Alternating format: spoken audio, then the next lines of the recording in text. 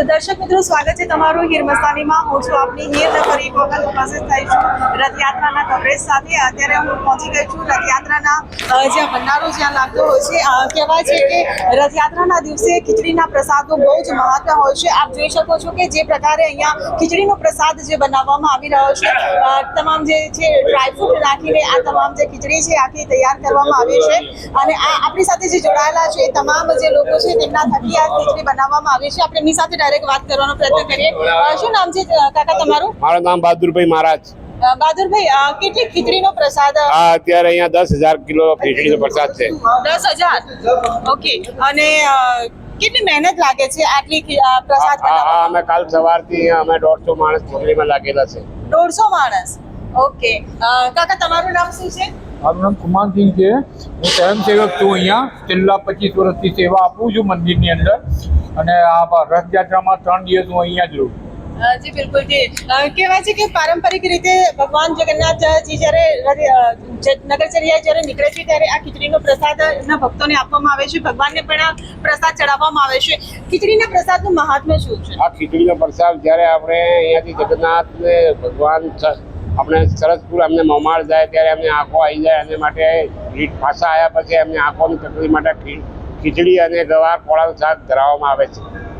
જી બિલકુલ. જી અત્યારે તમે જે કીધું કે જે ખીચડીનો પ્રસાદ છે અત્યાર સુધીની જે રથયાત્રાઓ છે સૌથી તે સમયમાં અને અત્યારના સમયમાં જે રીતે પ્રસાદ બને છે પરિવર્તન શું જોવું? અત્યારે પહેલા ઓછી બનતી, અત્યારે જેમ પબ્લિક ઉપર આધાર કે અહીંયા અત્યારે હું 1,00,000 માણસની ખીચડી બનાવું છું. બરાબર. એ સવારથી અમે અહીંયા 150 માણસ એ જ ખીચડી માટે જ આવ્યા છે. મને 20 થી 25 વર્ષ થઈ ગયા ખીચડી બનાવતો, મંદિરની સેવા આપતો. મારું નામ બહાદુરભાઈ મહારાજ છે. જી બિલકુલ. આ આખો જે પ્રસાદ હોય છે ખીચડીનો પ્રસાદ તે મંદિર તરફથી જ હોય છે કે પછી કોઈના તરફથી ડોનેશન મળે છે કે કોઈના તરફથી પ્રસાદી હોય છે? શું હોય છે આખું એનું મેનેજમેન્ટ? મંદિર તરફથી પણ હોય છે અને યજમાનો પણ એમાં ડોનેટ કરતા હોય છે. જે જેની યથાશક્તિ પ્રમાણે બધું હોય છે. બાકી વધુ ડિટેલ તો અમને સ્વયંસેવકોને ખબર ના હોય કે મેન ટ્રસ્ટીઓને તમારે મુલાકાત કરવી પડે.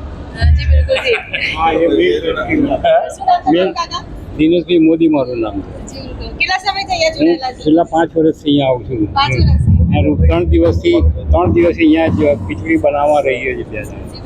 બધા એવું કહે છે કે આ વખતની રથયાત્રા છે કંઈક અલગ છે. આ વખતની રથયાત્રામાં કંઈક અલગપણું જે જોવા મળી રહ્યું છે. તમને શું લાગી રહ્યું આ પેલું બહુ સારો છે. અત્યારે આપ ગઈ ફેરે 100 ડબ્બા ઘી વાપરી, આ ફેરી 150 કિલો 150 ડબ્બા ઘી વાપરવામાં આવ્યો છે. 150 કિલો ડબ્બાના ચોખ્ખાઘીનો ખીચડી થાય છે. ગાયનું ઘી પાછું, ગાયનું ઘી પડે.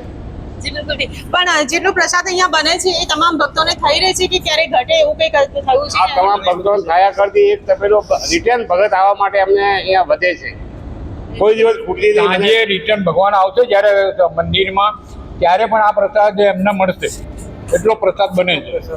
જી બિલકુલ. તો હવે આ પ્રસાદ આપણે ભગવાન જગન્નાથજીને ધરાવીશું તો એક વખત ભગવાન જગન્નાથજીનો નારો થઈ જાય.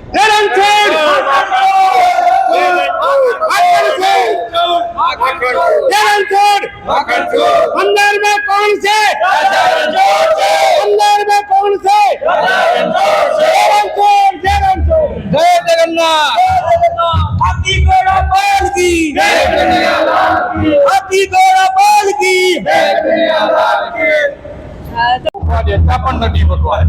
એ ભગવાનની કૃપા છે.